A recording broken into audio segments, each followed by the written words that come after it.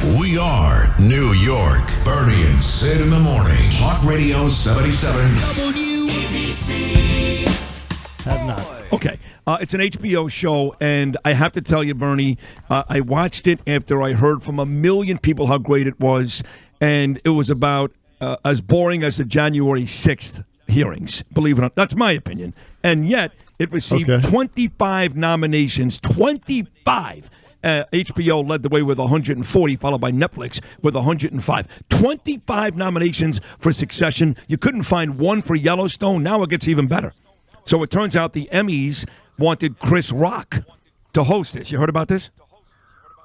Have not, no. Yeah. No, I'm out of the loop. Yeah, he said, no, I can't do it. He's got this comedy tour, which, of course, remember we played that first night in Boston after the whole Will Smith deal, and I guess his tour is doing very, very well. Yes. He's still traveling the country, so he can't do it.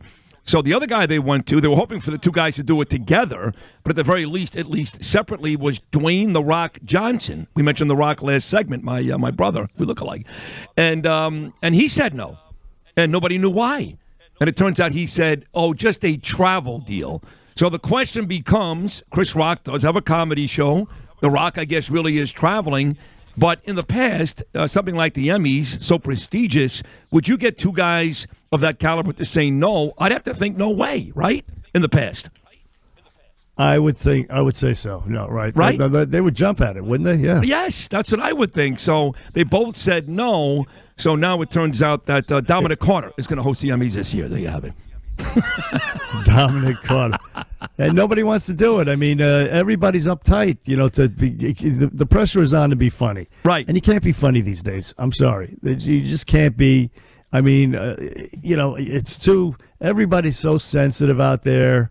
It's just, why take the chance? Who needs the aggravation? I mean, you got a great career going. These guys, and I've seen Dwayne "The Rock" Johnson and Kevin Hart.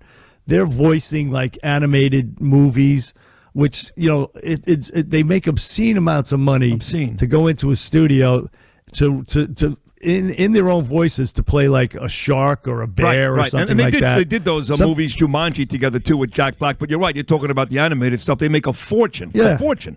Make a fortune for like 3 days of recording or something like that. It's so who needs to go to the Emmys and face all this pressure? They probably, the money is negligible, probably, nothing, squat. Not for them, right. So I'm not surprised. I'm not surprised. Well, I will say this. Let me give you a compliment, then you can go to the stories of the day. But you and I one time were offered an award, I guess, so we did some type of presentation at the Friars Club many years ago.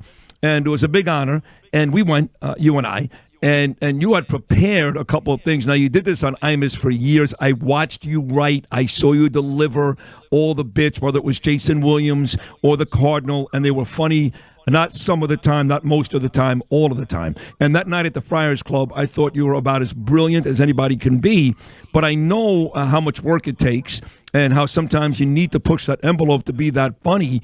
So I said to myself, even a guy like Bernie, for example, who helped Imus write just about every bit he ever wrote, he wouldn't want to do this because he could never, ever, ever be the funny guy that he really is. He just can't. No, you can't. You can't. It's just the world has changed. The climate, there's been climate change. The comedy climate has changed. It's just different. You're in a lose-lose situation. You really are. Same thing, on the radio, doing stuff on the radio. I mean, I remember a couple of years ago, Craig Schwab. Let's try to come up with some funny stuff, whatever. I'm like, and then you do it, and then the next thing you know, a couple of people call the station to complain. Stupid. And they're calling you into the office and saying, we got some complaints about it. Yeah. All right, well, okay, then I'm not going to do it anymore. I think those days are over because Chad Lopez and John Catsimatidis, at least our experience has been they're not knee-jerk guys, but that's been a radio thing forever. These program directors, who, by the way, suck, all of them, they get 6 calls and 2 emails from some old lady in Queens, and they freak out. Now, the bit you're talking about was great. Jill used to do a bit. Jill Vitale, our former producer, she'd go into Penn Station and she would interview unsuspecting travelers about the news of the day. And it was very spontaneous and very funny. And you would write her questions that were A, relevant, and B, hilarious. And there was nothing wrong with it. So it was a little sexually graphic. So what? Welcome to America. And then we got the priceless reaction from the the denizens of Penn Station, Right. And it worked. It was great. good. And then there was the time just recent, the last time, and this is when I said no mas. Finally, was I had Stormy Daniels reading "'Twas the Night Before Christmas." Oh, it was so good. Jill read it, and they freaked out. It was great. F Well, them. It was great. So, and I'm like, okay, never again. It's no over, more, right. No more writing that was material. so good. If something funny comes out of a conversation, fine. Right. But there's no more. I'm not, because, truth be told, writing comedy takes a long freaking time. You just don't sit down for 20 minutes. When you got to write, you got to be succinct. I'm not whining or complaining. I did it for a long time. No, listen. I have to tell you that I consider myself a very, very, very, very, very funny guy. But all of my comedy is just in spontaneous discussion. Exactly. I can't do what you do. I give you all the credit in the world. I can't sit down and write jokes and write a funny bit. I could be funny while you and I are talking, but what you do, that's a real talent. And I would never, ever, ever want somebody holding me back, even in the job that I do here. Yeah, no, you wouldn't want that. And so again, to repeat the line, who needs the aggravation? Yep. Nobody does. So so those days are over, and it's sad. It's too bad. Hopefully one day they'll come back. I think this year of the red wave, as everybody's calling it. And by the way, we can't get complacent. I was going to tell you, I'm feeling less and less confident about taking the Senate in 2022. I think Herschel Walker, who I love dearly, great football player, he just can't. When he speaks, he doesn't sound prepared. He's going to get killed.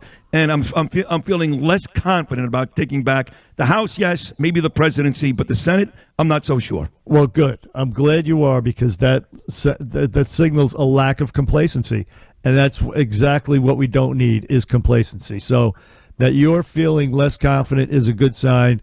That means we have to work even harder and